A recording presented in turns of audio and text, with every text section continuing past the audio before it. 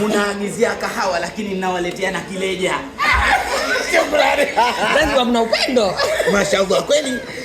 Karibuni jisikieni munyumbani. Munyumbani kwenu hasa. Asante.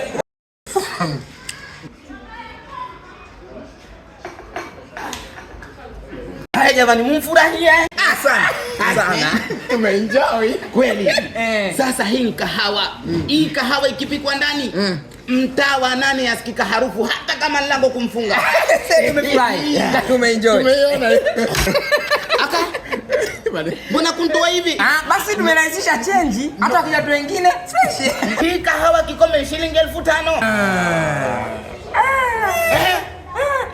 Hiki.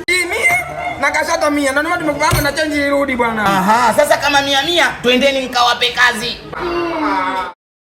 Wapemba hawa.